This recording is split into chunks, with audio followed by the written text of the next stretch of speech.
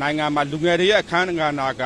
တော်အရေးကြီးပါတယ်ပါတီစုံဒီမိုကရေစီစနစ်ကိုသွားပြီးဆိုလို့ရှိရင်လူငယ်အခမ်းအနားပိုအရေးကြီးတယ်ဘာကြောင့်လူငယ်အခမ်းအနားအရေးကြီးလဲဆိုကြဒီလူငယ်တွေကပဲခေါင်းဆောင်တက်လုံမှာဖြစ်တယ်ဒီလူငယ်တွေကပဲအဖွဲ့အစည်းအသီးသီးမှာပါမှာဖြစ်တယ်ဒီလူငယ်ကပဲဆောင်ရွက်မှာဖြစ်ပါတယ်ဒီနေရာမှာကျွန်တော်ပြောချင်တာဟုတ်ဗျာလူငယ်ရဲ့လူကြီးတွေရဲ့ကွာခြားချက်ပေါ့လူငယ်တွေကတော့သူ့ရဲ့လူအင်ဆန္ဒပေါ့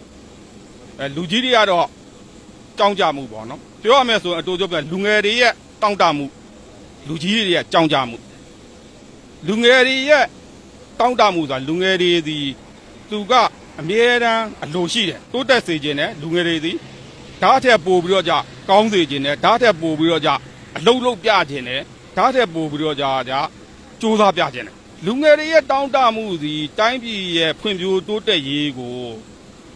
ဖြစ်စေနိုင်ပါတယ်လူကြီးရဲ့ကြောင်းကြမှုဆိုတာဘာကြောင်းကြလို့ဆိုတော့ဒါကိုလှုပ်ပေးလိုက်လို့ရှိရင်ငါတို့နိုင်ငံအတွက်ဘာတွေထိခိုက်လာနိုင်မလဲဘာမဟုတ်တာတွေဝင်လာနိုင်မလဲဘာမဟုတ်တာတွေဖြစ်နိုင်လာမလဲလူငယ်တွေရဲ့တောင်းတမှုနဲ့လူကြီးတွေရဲ့ကြောင်းကြမှုတွေကိုအတိုင်းအတာတစ်ခုတည်းသူတို့နိုင်ငံတွေကချိန်ညှိပေးနိုင်တယ်လို့မြင်တယ်ဘာတွေတွေးခဲ့လဲဆိုတော့